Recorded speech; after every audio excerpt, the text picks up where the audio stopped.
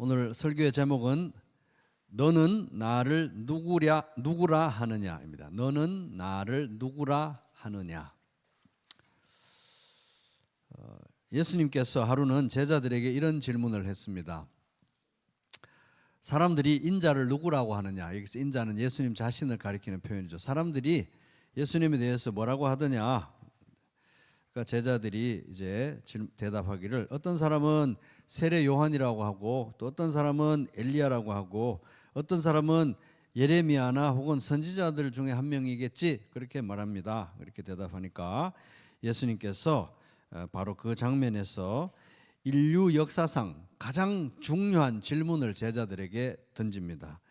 마태복음 16장 15절 이르시되 너희는 나를 누구라 하느냐. 너희는 나를 누구라 하느냐. 다른 사람들이 예수에 대해서 말하는 거 말고 너희는 예수님에 대해서 누구라고 생각하느냐 하는 질문입니다. 이것은 하나님께서 우리에게 또 인류에게 던지는 가장 중요한 질문입니다. 이 질문에 대한 답이 우리의 운명을 가르기 때문에 그렇습니다. 로마서 9장 32절 33절 어찌하여 그렇게 되었습니까? 그들은 믿음에 근거하여 의에 이르려고 한 것이 아니라 행위에 근거하여 의에 이르려고 했기 때문입니다. 그들은 걸림돌에 걸려 넘어진 것입니다. 그것은 성경에 기록한 바와 같습니다. 보아라, 내가 시온에 부딪히는 돌과 걸려 넘어지게 하는 바위를 둔다. 그러나 그를 믿는 사람은 부끄러움을 당하지 않을 것이다. 예수님을 믿는 사람들에게는 예수님은 구원의 산성, 의지할 바위가 되시지만 예수님을 거부하고 거역하는 사람들에게는 예수님은 걸려 넘어져서 멸망에 이르게 하는 걸림돌이 되는 분이십니다. 요한복음 14장 6절 예수께서 이르시되 내가 곧 길이요 진리요 생명이니 나로 말미암지 않고는 아버지께로 올 자가 없느니라. 하나님께서 주신 구원의 길은 예수님밖에 없다는 거죠. 오직 유일한 구원의 길이 예수님밖에 없습니다. 그러니까 너희는 나를 누구라 하느냐, 예수님에 대해서 누구라고 생각하느냐, 이것이 가장 중요한 질문, 내가 대답해야 되고 온 인류가 대답해야 될 가장 중요한 질문인 것입니다. 예수님이 누구인가 하는 문제와 직결되는 가장 중요한 문제는 무엇인가? 예수님이 누구인가 문제와 직결되는 가장 중요한 문제는 바로 예수의 부활에 관한 문제입니다. 부활. 사도행전 1장 8절 오직 성령이 너희에게 임하시면 너희가 권능을 받고 예루살렘과 온 유대와 사마리아와 땅 끝까지 이르러 내 증인이 되리라 하시니라. 예수님은 우리를 예수님에 대해서 증거하는 증인으로 불러주셨습니다. 제자들은 자기들이 예수님을 증거하는 증인으로 부르심을 받았다는 걸 알고 있었고 그 예수에 대한 증거의 가장 중요한 부분이 뭐냐? 부활에 대한 증인이라고 그들 자신이 분명한 확신을 가지고 있었습니다. 제자들은 자신이 예수 부활의 증인이라는 확신을 소명의식을 분명하게 가지고 있었습니다. 그래서 사도행전 곳곳에 사도들이 예수의 증인이라는 말이 나옵니다. 사도행전 2장 32절 이 예수를 하나님이 살리신지라 우리가 다 이 일에 부활에 대해서 증인이다. 사도행전 3장 14, 15 너희가 거룩하고 의로운 일을 거부하고 도리어 살인한 사람을 놓아 주기를 구하여 생명의 주를 죽였도다. 그러나 하나님이 죽은 자 가운데서 그를 살리셨으니 우리가 이 일의 증인이라. 부활의 증인이라는 거죠. 부활의 증인. 또 사도행전 5장 30절에서 32절 너희가 나무에 달아 죽인 예수를 우리 조상의 하나님이 살리시고 이스라엘에게 회개함과 죄 사함을 주시려고 그를 오른손으로 높이사 임금과 구주로 삼으셨느니라. 우리는 이 일의 증인이요 부활에 대해서 증인이요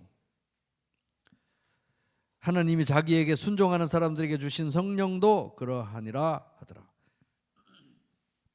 그러므로 우리가 오늘날 성도들도 우리가 이 세상에 사는 가장 중요한 이유와 목적이 있다면 그것은 예수 그리스도의 부활의 증인으로 사는 것입니다. 여러분도 하나님께서 여러분들을 예수 그리스도의 부활의 증인으로 부르셨다는 사실을 믿으십니까? 네. 이 세상은 하나의 거대한 법정과 같습니다. 거대한 법정. 우리들은 재판관의 자리도 아니고 변호사 자리도 아니고 검사 자리도 아니고 우리들은 성도들은 어떤 자리에 앉아 있느냐? 증인석에 앉아 있는 사람들인 것입니다. 이 세상을 거대한 하나의 법정으로 보면은 세상은 날마다 우리에게 묻습니다. 이 예수가 정말 부활한 거 맞느냐고. 이 예수가 누구냐고 우리들에게 묻습니다. 우리들은 이 정인석에 우리가 앉아 있는 위치에 있기 때문에 예수가 누구인지, 예수 부활이 사실이라는 것을 증언하는 그런 증인의 삶을 살아야 될 줄로 믿습니다.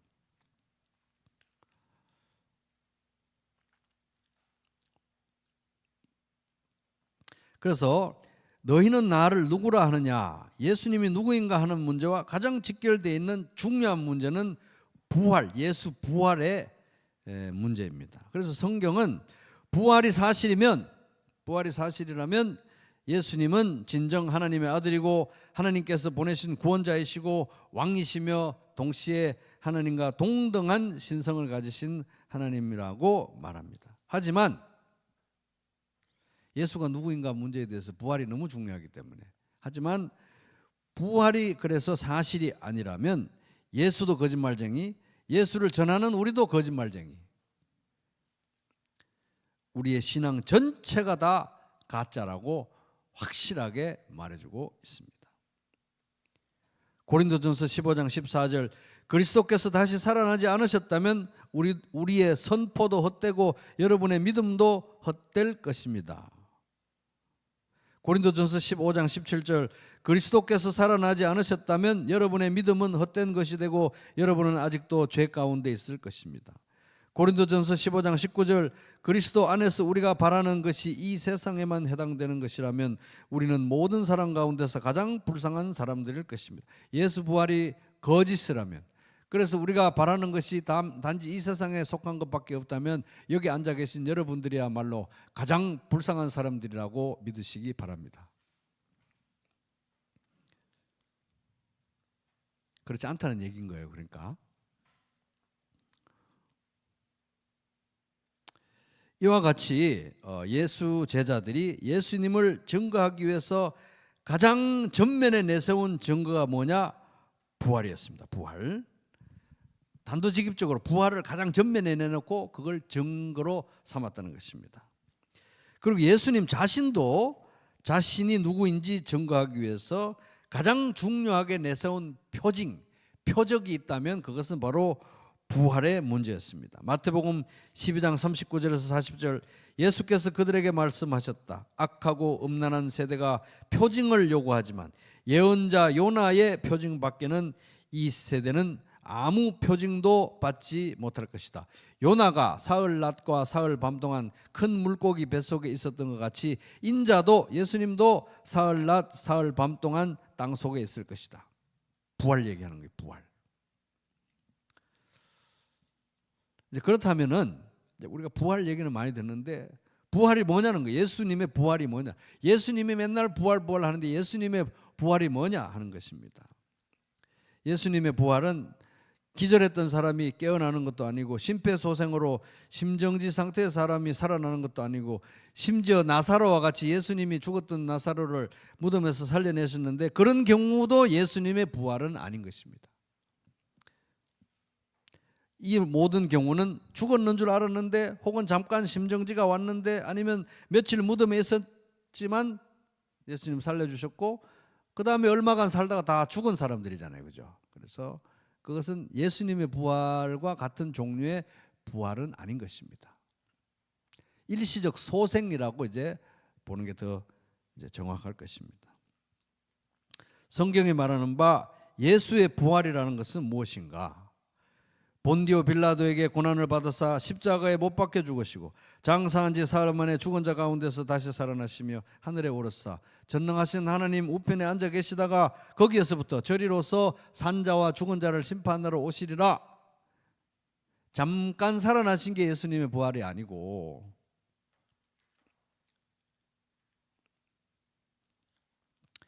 영원한 생명으로 부활하신 게 예수님의 부활이라는 것입니다. 영원한 생명. 또는 뭐 부활하셔서 예수님 부활하셔서 지금도 어디 세상 어디 곳곳에 여행 다니시면서 도깨비처럼 이쪽에 나타났다가 저쪽에 나타났다가 이런 것도 예수 부활이 아니라는 거예요.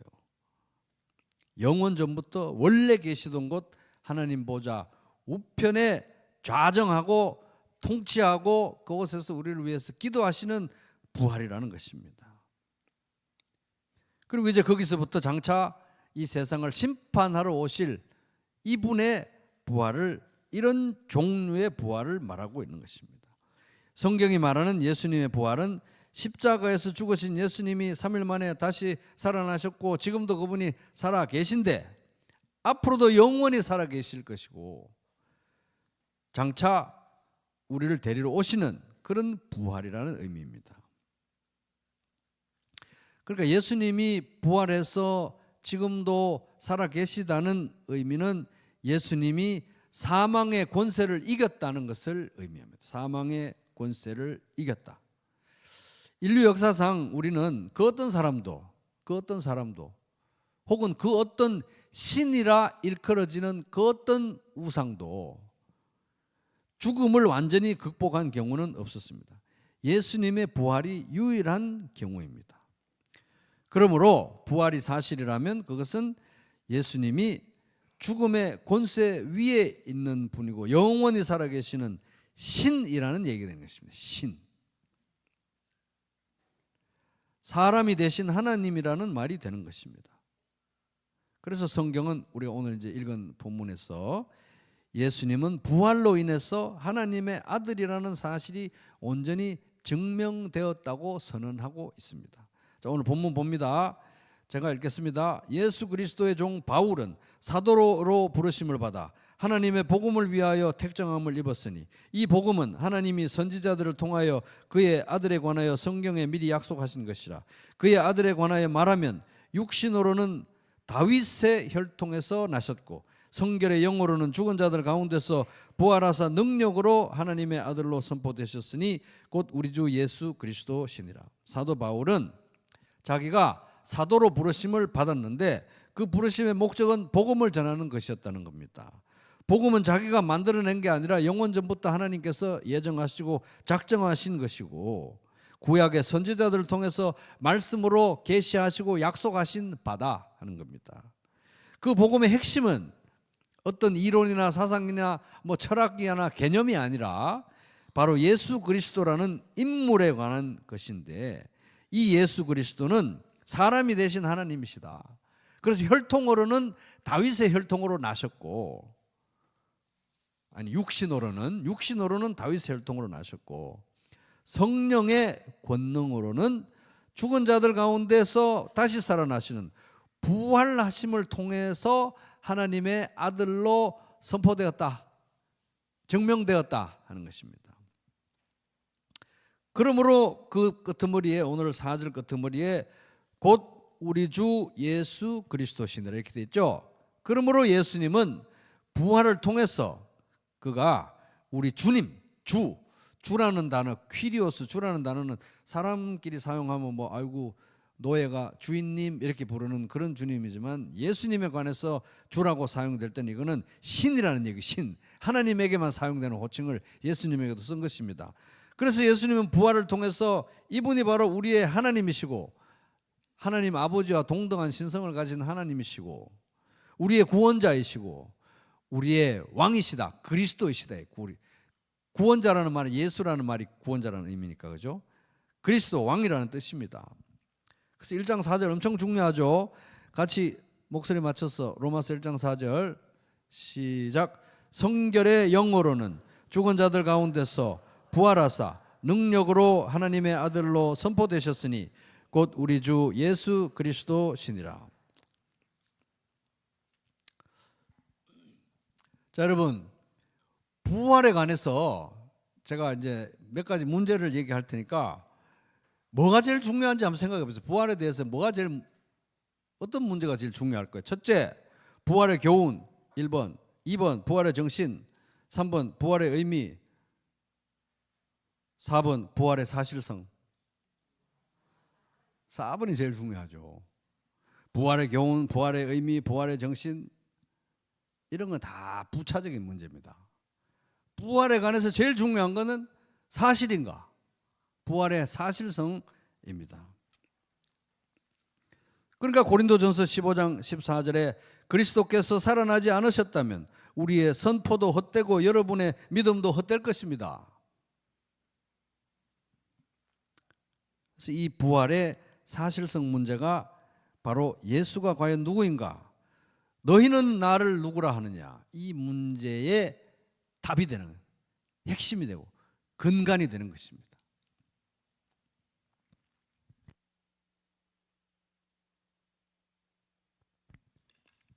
우리 신앙에 있어서 가장 중요한 건 예수님의 부활의 사실성입니다. 그러니까 우리가 믿는 이 신앙을 짧은 문장으로 압축한 게 사도신경이잖아요. 그런 걸 보면은 우리 예수 믿는 이 신앙은 무슨 고고한 어떤 무슨 철학적 개념이나 사상이나 어떤 도가 번쩍 튼 어떤 고결한 문장이나 아이디어나 이런 게 아니에요. 우리 신앙은 철저히 신앙 고백 자체가 역사적 사실이라 이겁니다. 그래서 사도신경만 봐도 전능하사 천지를 만드신 하나님 아버지를 내가 믿사오미부터 시작해서 전부 역사적 사실에 대해서 얘기하고 있는 것입니다.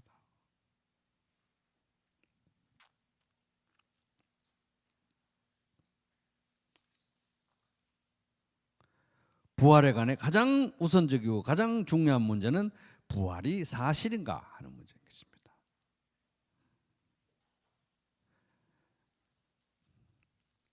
그래서 부활 그거 뭐 사실인지 아닌지 그런 거 중요하지 않고 부활의 의미가 중요하지, 부활의 정신이 중요하고 부활의 정신으로 우리가 함께 더불어 살아가는 게 더 중요합니다. 이런 말은 말이 안 되는 얘기인 것이죠.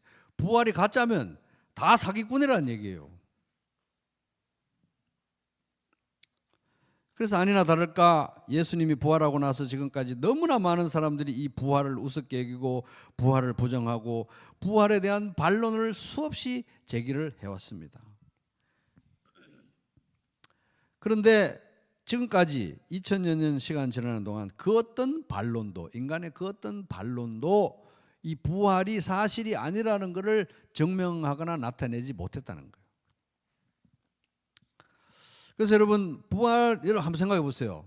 자, 예수님이 십자가 죽으시고 무덤에 장사되었다가 3일 만에 부활했다고 제자들이 막 선포하고 다니는데 여러분들이 만약에 그리스도인이 아니고 그걸 반박을 하려고 한다.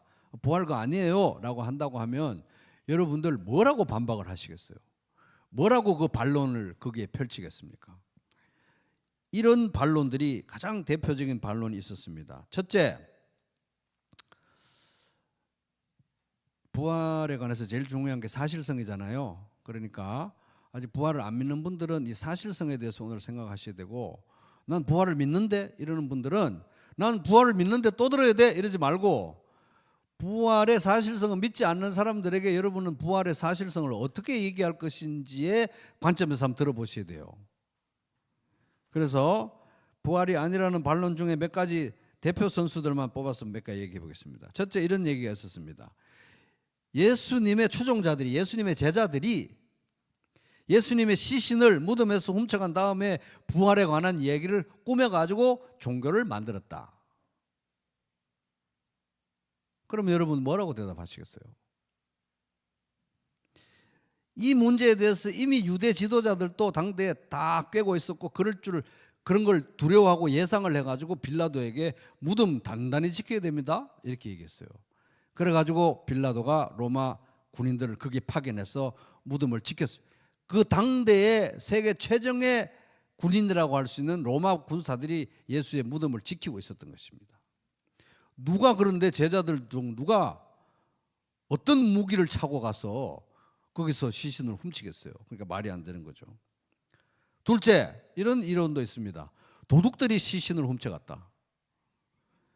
누가 그렇게 말하면 여러분 뭐라 그랬어요? 진짜 말이 안 되는 거잖아요. 그죠? 일본과 연관해서 어느 도둑이 왜 무슨 이득을 보자고 그 로마 군인들이 지키는 그 서슬을 퍼는 곳으로 들어가서 시신을 훔쳤겠냐 이 말입니다.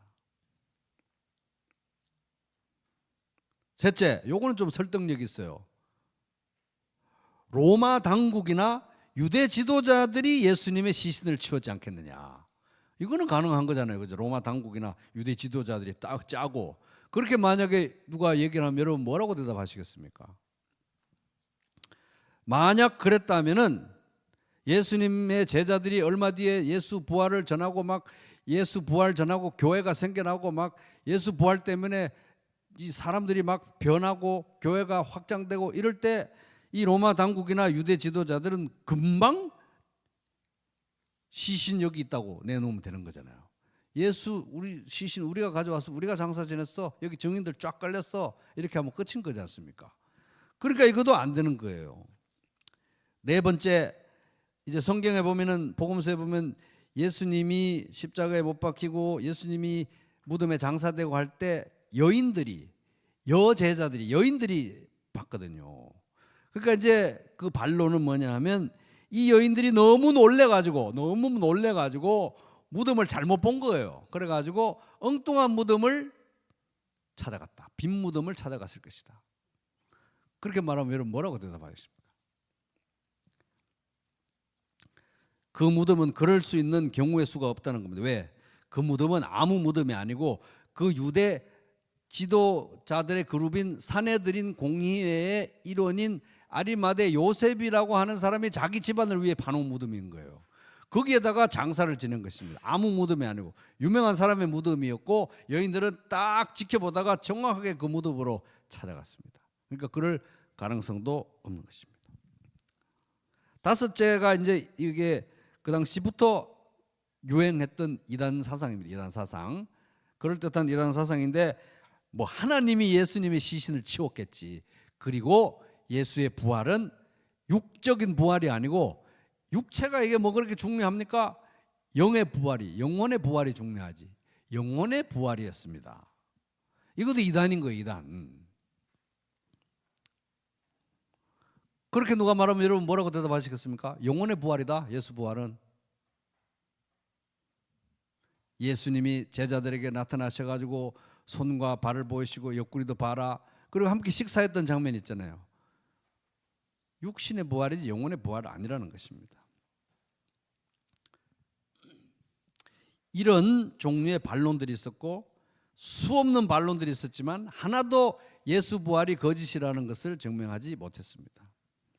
리 스트로벨이라는 사람이 있는데 여러분 부교절에 책 읽고 또 상품으로 받은 책도 있습니다. 그 사람은 미국의 시카고 트리뷴이라는 저명한 그 신문에서 활동했던 언론인이었는데 이 사람이 이제 부인하고 살다가 어느 날 이 부인이 예수를 믿은 거예요. 그래서 서로 대화도 잘 통하고 사랑했던 아내가 예수를 믿고 나서 이제 말이 안 통하기 시작하고 맨날 새벽에 막 성경 읽고 기도하고 이러니까 이상한 행동을 하니까 자기 빼놓고 예수라는 다른 그런 사람을 더 사랑하고 막 기도하고 이러니까 너무 화가 나가지고 도대체 이 사람이 뭘 하느냐 해보니까 이제 교회를 다닌 거예요. 그래서 자기가 기자니까 내가 이 기독교 신앙에 대해서 아주 묵사발을 만들어야 되겠다 해서 기자니까 아주 우수한 그 실력을 가진 예일대를 나온 기자니까 이 기자들이 기사를 쓰듯이 이 기독교의 문제점을 파고 들어가기 시작해서 내관에 딱 이런 거야. 이 기독교는 보니까 딱 연구를 해보니까 이 부활이 거짓이라는 것만 딱 증명하면 와르르 무너지는구나. 이렇게 여기까지 이런 그 똑똑한 사람인 거예요. 이까지 다다른 것이. 그래가지고 장장 2년 동안 이 사람이 부활의 증거에 대해서 찾아다니기 인터뷰를 막 권위자들 인터뷰하면서 찾아다니고 신문 기사 쓰듯이 그렇게 찾아다니면서 글을 쓴 거예요. 그렇게 하다가 예수를 믿게 됐다는 거 아닙니까? 부활에 대해서 연구를 하다가.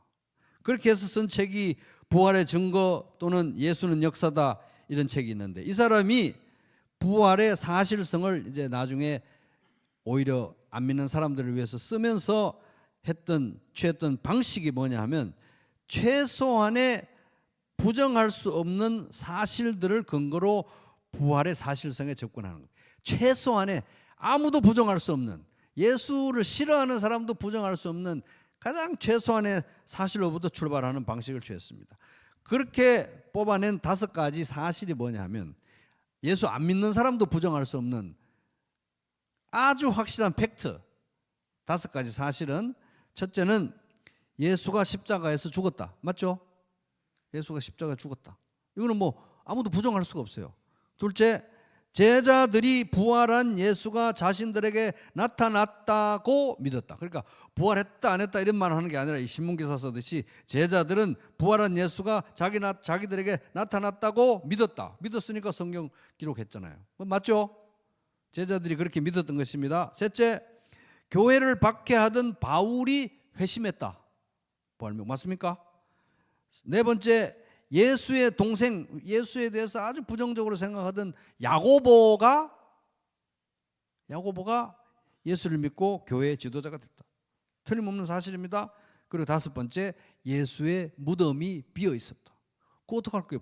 비어 있는 거를. 이게 이제 부정할 수 없는 5개인데 이것이야말로 부활이 아니고서는 설명을 할 수 없는 5가지 사실이라는 겁니다. 근데 이 5가지 리스트로베리 5가지 얘기한 것 중에 1번과 5번을 빼잖아요. 그 나머지 3개가 바로 뭐냐 하면 제자들이 예수가 나타났다고 믿었다, 교회를 박해하던 바울도 변했다, 예수를 삐딱하게 보던 야고보도 변했다. 이 3가지가 바로 뭐냐 하면 제자들의 변화에 관한 거예요. 부활 전후로 제자들이 완전히 180도로 바뀐 것입니다. 그래서 리스토벨이 제시하는 것이 제자들이 부활 전후로 이렇게 바뀌었다는 것 사실 자체가 부활의 가장 강력한 증거가 된다고 말하는 거예요.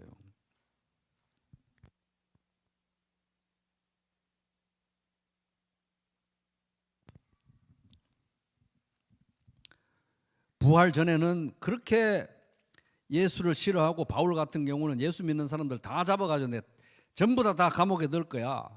아예 영장 같은 거 받아가지고 가가지고 막 예수 믿는 사람들 교회를 핍박하던 바울이었잖아요. 그런데 이 사람이 예수 믿게 됐고, 제자들은 급장위에다가 비겁해가지고 예수님이 체포될 때 다 도망갔던 제자들이 예수 부활 전하다가 순교하고 막 십자가에 달려 죽고 이렇게 했잖아요. 변화된 거 아니에요, 이 사람들이.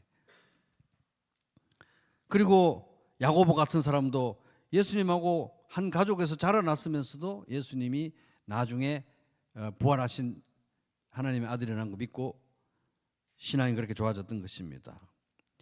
이런 변화가 예수 부활의 강력한 증거가 될 수밖에 없는 이유를 추가적으로 3가지 짚어보고 남은 시간 사용하도록 하겠습니다. 자, 제자들의 변화가 부활의 증거일 수밖에 없는 이유, 첫 번째 따라 볼게요. 죽음의 확실성. 일단 예수님이 십자가에 처형된 게 사실이어야 돼요. 안 그렇습니까? 예수님이 십자가에 처형된 게 사실이야 부활이 사실이냐 아니냐 얘기할 수 있을 거 아닙니까? 예수님이 유대 지도자들에게 체포돼 가지고 신문받고 빌라도의 사형 언도로 십자가에 처형됐다는 사실은 참 희한하게도 지금까지 아무도 부정하지 않아요. 아무리 예수를 싫어하고 아무리 예수를 부정하는 사람도 예수가 십자가에 못 박혀 죽었다는, 예수님이 실존 인물이었고 십자가에서 처형됐다는 사실은 아무도 부정하지 않습니다. 뭐 아무도 부정하지 않으니까 사실이겠지. 뭐 이 정도도 우리가 충분한 사실의 근거도 될 수 있지만,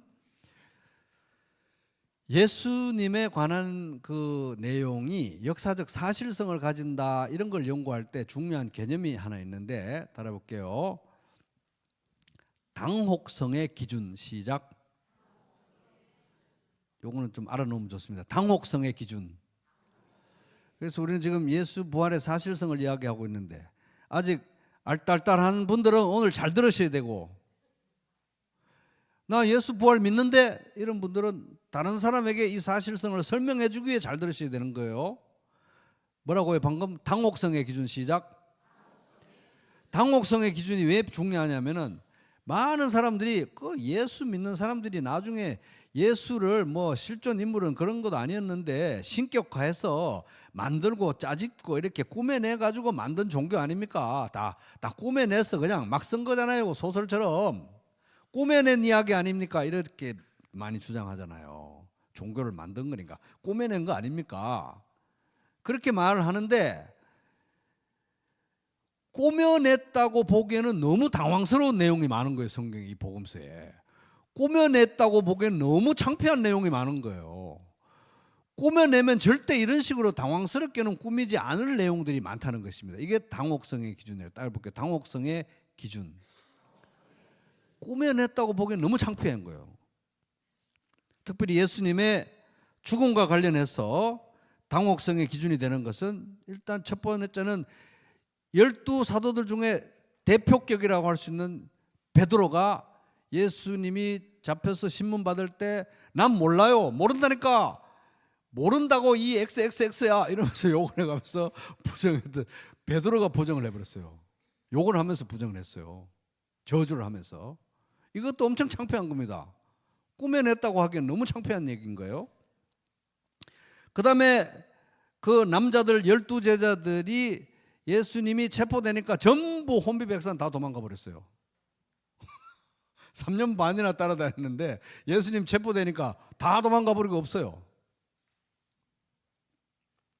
제일 창피한 거.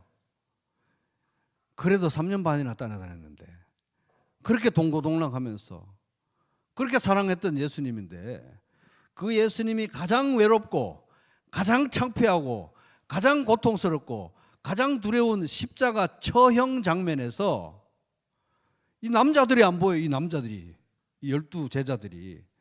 그 처형 장면에서 발견되는 유일한 남자 사도가 요한이에요. 요한. 요한복음, 요한 1, 2, 3, 4, 요한계시록서, 요한. 요한 말고는 남자들 어디에 숨었는지 안 나와요. 성경에. 꾸며냈다고 보기엔 너무 창피한 거예요. 당혹스럽다는 것입니다. 그럼 누가 예수 처형될 때, 십자가 처형될 때 누가 거기 있었느냐? 자매님들만 있었던 거죠. 여자들만 거기 있었던 거예요. 여자들만. 너무 창피한 거예요. 이게. 마가복음 15장 40절에 41절 여자들도 멀찍이서 지켜보고 있었는데 그들 가운데는 막달라 출신 마리아도 있고 작은 야고보와 요새의 어머니 마리아도 있고 살로메도 있었다. 이들은 예수가 갈릴리에 계실 때 예수를 따라다니며 섬기던 여자들이었다. 일단 이 예수님을 따라다니는 제자들 중에 남자들이 아니라 여자들이 이렇게 많았다는 것은 그 당시 지금부터 2000년 전인데요. 이거 굉장한 겁니다. 남녀 차별이 벌써 여기서 무너진 거예요. 이미. 그 밖에도 예수와 함께 예루살렘에서 올라온 여자들이 많이 있었다. 예수님 십자가 처형 장소에. 이게 왜 창피하고 왜 당혹스러운 얘기냐면 지금 그렇다는 얘기가 아니라 그때 기준으로 봐서 왜 창피하고 당혹스러운 기준이냐 하면 그 당시는 전반적으로 유대 사회도 그렇고 전반적으로 여성들은 법정에서 증언을 해도 증거 능력이 없어요. 그 정도로 여성들을 이렇게 비하하는 문화였기 때문에 이거를 종교 창시자들이 만약에 짜집기를 해서 만들어낸 이야기라면 이런 식으로는 절대 만들 수 없는 이야기라는 것입니다. 이게 당혹스러운 일이라는 거예요. 사실이 아니고서는 이렇게 쓸 리가 없다는 거예요. 예수님의 죽음은 정황상으로 확실하고 성경의 기록상으로도 확실하고 성경 밖에 이 세속의 역사가들에도 나옵니다. 유대 역사가 요세푸스, 로마 역사가 타시투스 이런 사람들이 예수의 십자가 처형에 대해서 언급합니다. 예수님의 죽음은 확실한 거예요. 십자가 처형은 확실한 것입니다. 이걸 부정하는 사람은 아무도 없어요. 두 번째 따라볼게요. 죽음의 잔혹성. 예수님의 십자가 처형에 대해서 이 복음서에 다 기록이 되어 있지만은 만약에 이거 뒤에 막 짜집기해서 종교를 만들어내려고 이렇게 꾸며낸 이야기를 하잖아요. 이런 좋은 소재가 어디 있습니까? 십자가 처형 이 장면보다. 이거를 아주 그냥 아주 확대해서 아주 디테일하게 쓰면서 심파극처럼 막 무용당처럼 막 피가 튀고 살이 튀고 막 아주 적나라하게 써서 막 감정과 이 정서와 감각적으로 막 썼겠죠. 근데 이 사복음서의 예수 십자가 처형에 대해서 보면은 정말 간결하게 정말 담백하게 기록합니다. 그걸 가지고 뭐 이렇게 심파극처럼 줄줄 늘리질 않아요. 딱 필요한 내용만 적습니다.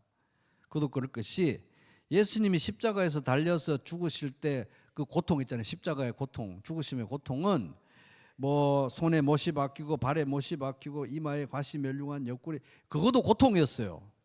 그것도 물론 고통이죠. 그러나 가장 큰 고통은 그 고통보다 더 큰 고통이 있었는데, 그것은 하나님 아버지로부터 버림을 받는 것입니다. 엘리 엘리 라마 사박, 나의 하나님 나의 하나님 어째 나를 버리십니까? 아버지가 나를 버리는 거고, 둘째는 이 모든 인류의, 온 인류의 그 추악한 죄악을 혼자 다 덮어 쓰는 거였어요. 그 무게였습니다. 그래서 하이델베르크 요리문답에서 십자가의 고통을 지옥의 고통이라고 하잖아요. 지옥의 고통. 그래서 사실 이걸 막 심파극처럼 막 늘리고 피가 튀기고 어쩌고 이렇게 안 하는 것입니다.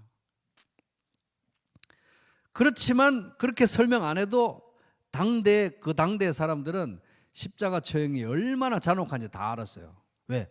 틈만 나면 로마 제국에서 본때 보인다고 십자가 처형을 하니까. 이스라엘 땅에서도 마찬가지였습니다. 십자가 그러면 그 당시에 우리도 요즘 이렇게 보면 뭐 어떤 단어는 입에도 올리면 안 되는 그런 단어들 있죠. 그런 저주스러운 단어들, 막 그런 더러운 단어들. 이 당시에는 제일 더러운 단어가 십자가라는 단어였어요. 그러니까 굳이 뭐 이렇게 설명 안 해도 그 당시에 사는 사람들은 십자가 처형이 얼마나 고통스러운지, 참혹한지, 잔혹한지 다 아는 것입니다. 발가벗겨진 채로 십자가에 못 박혀가지고 온갖 조롱과 멸시를 당하고 고통을 당하고, 결국은 나중에 지탱할 힘이 없으니까 질식해서 죽는 건데, 인간의 존엄성이라고는 찾아볼 수 없는 가장 정말 끔찍한, 입에 올리고 싶지도 않은, 꿈속에서도 보고 싶지 않은 그런 현장인데, 특별히 만약에 그 여인들, 여제자들, 다수의 여제자들, 예수님을 3년 반 따라다니고 가까이서 배우고 사랑하고 따라왔던 그분들의 입장에서 이 예수님의 이렇게 잔혹한 죽음의 현장을 이들이 목격을 했다? 이거는 평생 잊어버릴 수 없는 트라우마를 남겼을 것입니다. 이건 정신적 충격이 보통 충격이 아니었을 거예요. 그리고 그 현장에서 본 그 여인들뿐만 아니라 비겁하게 그 자리에서 도망갔던 그 사도들은 간접적으로 그들에게 들었기만 했어도, 아니면 멀리서 뭐 소리라도 들었으면 그 자체가 더 큰 트라우마와 후회와 수치심으로 남았을 것입니다. 너무너무 잔혹했습니다. 십자가의 죽음의 확실성, 둘째는 잔혹성인데, 왜 이 제자들의 변화가 예수 부활의 증거가 될 수밖에 없느냐? 이런 상황인데도 불구하고 제자들이 부활의 증거가 되고 증인이 되고, 부활을 증거하기 위해서 고난과 핍박을 당하고 순교에까지 이르렀다는 거예요. 이름에도 불구하고. 셋째가 이제 제자들의 순교인데, 이 끔찍하고 잔혹스러운 예수님의 죽음을 목격하고 가까이에서 경험했던 그날 예루살렘 어디엔가 있으면서 경험할 수밖에 없었던 이 예수 죽음 경험했는데도 불구하고 이분이 살아나셨다고 전하러 다닌 거예요. 사람들이. 적잖은 사람들이 순교까지 하면서. 그 끔찍한 사건을 봤으면 일단 뭐 상담을 받으러 가서 좀 트라우마 치료도 하고 약도 먹으면서 뭔가 이 정신적 회복의 시간이 필요한데, 이 사람들이 바로 몇 달 후에 바로 예수 제자의 삶을 살기 시작했던 것입니다. 성령 이제 받고 나서 부활을 막 전하러 다닌 거예요. 왜 그랬겠습니까? 미치거나 제정신이 아니거나, 그것도 설명이 안 되네 진짜. 완전히 사람들이 맛이 갔거나 악의 영이 씌었거나, 그러지 않고서는 이게 거짓말로는 절대로 할 수 없는 일인 것입니다. 그렇게 끔찍한 죽음을 분명히 봤는데 이분이 살아나셨습니다 이러고 다닐 사람이 누가 있겠어요? 아니, 거짓말을 어느 정도는 할 수 있지만 그것 때문에 순교당할 사람이 누가 있겠습니까? 그렇게 잔혹한 죽음을 진짜로 봤는데, 그렇게 할 수 있었던 유일한 이유, 부활하신 예수님을 목격했기 때문에. 그거 말고는 답이 없습니다. 그거 말고는 설명할 길이 없어요. 고린도전서 15장 3절에서 7절, 나도 전해받은 중요한 것을 여러분에게 전해드렸습니다. 바울이 말합니다. 그것은 곧 그리스도께서 성경대로 우리 죄를 위하여 죽으셨다는 것과 무덤에 묻히셨다는 것과 성경대로 사흘째 살아나셨다는 것과 게바에게 나타나시고 다음에 12 제자에게 나타나시고 그 후에 그리스도께서는 한 번에 500명이 넘는 형제자매들에게 나타났는데 그 가운데는 더러는 이 세상을 떠났지만 지금도 고린도전서를 쓰고 있을 때 살아있는 사람도 있습니다. 그 다음에 야고보에게 나타나시고 그 다음에 모든 사도들에게 사도 바울을 포함해서 나타나 주셨습니다. 자, 보세요. 예수님이 부활하시고 난 다음에 베드로에게 나타나시고 12 제자에게 나타나시고 500명에게 나타나시고 이 사람 저 사람에게 순차적으로 차곡차곡 깨알같이 나타나셨습니다. 보여주셨어요. 왜 그렇겠습니까? 부활의 사실성을 보여주시기 위해였겠죠. 그러나 그 중요한 목적 이외에도 저는 생각할 때 그렇게 보여주시지 않았다면, 특별히 이 500명이 넘는 이 형제 자매들에게 보여주시지 않았다면 이 사람들 예수님의 그 십자가 처형을 그렇게 끔찍한 걸 봤는데 그 트라우마에서 어떻게 해결됐겠습니까? 딱 부활하신 주님이 나타나서 보여주시니까 한 방에 해결된 거예요. 진짜네? 부활하신다고 했는데 진짜네? 그러고 이 사람들은 죽음도 두려워하지 않고 예수 부활을 증거했던 것입니다. 그러니까 사실성을 증명하기 위해서도 되지만 또 동시에 그 상처받고 두려웠고 트라우마에 찌든 이 제자들을 위로하기 위한 목적이었을 수도 있다는 것이죠. 그래서 제자들은 변했습니다. 부활을 증거하고 핍박도 받고 온 사방 천지를 다니고 순교하고 매도 맞고 순교하고 했던 것입니다. 자, 부활의 문제에 대해서 가장 중요한 문제는 부활의 영적 교훈이 무엇인가, 부활의 인문학적 의미는 무엇인가, 부활의 인류사적 기여는 무엇인가, 부활의 사상은 무엇인가, 이런 게 중요한 게 아니고요. 그보다 더 중요한 것은 부활의 사실성인 것입니다. 부활이 사실이냐 아니냐. 그것이 바로 성경이 부활 문제를 다루는 방식인 것입니다. 그러니까 부활이 사실이 아니면 우리는 전부 다 사기꾼이다라고 성경은 딱 이야기하고 있는 거예요.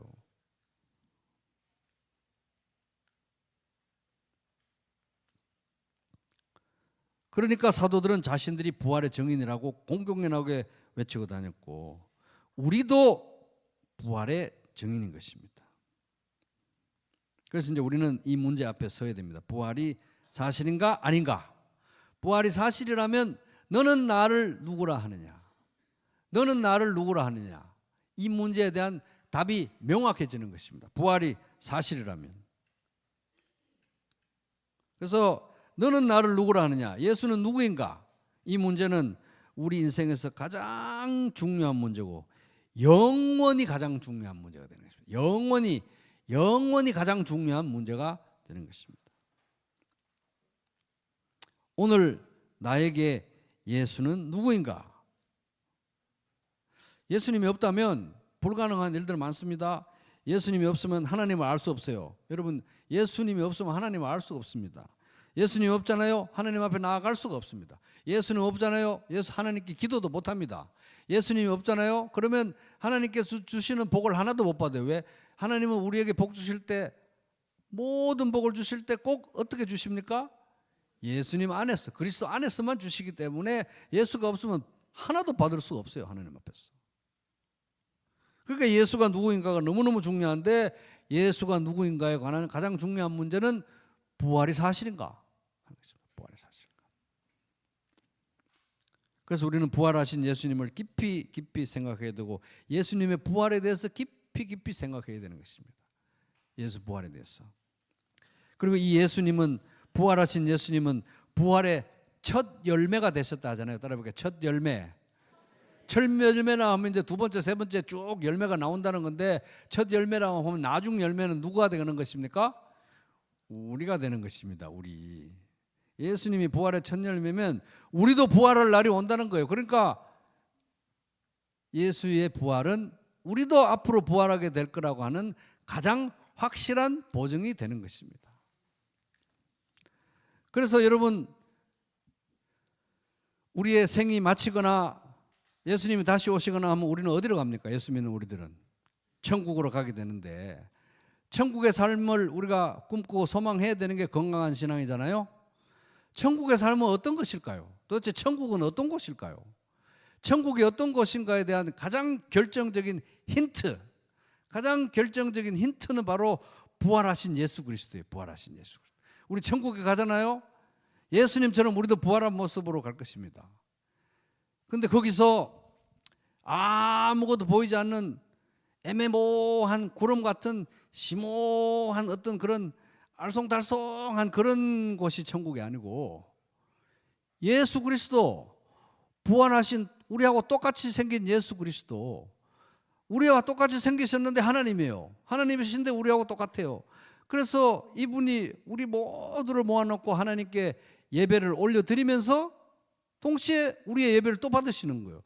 모든 사람과 하나님을 연결시키는 길이요 진리요 생명, 유일하고 영원한 길이요 진리요 생명 예수 그리스도가 우리와 같은 모습으로 천국에 계속 있을 것이고, 우리들은 우리처럼 똑같이 생긴 예수님과 함께 영원히 부활한 몸으로 살 것이다.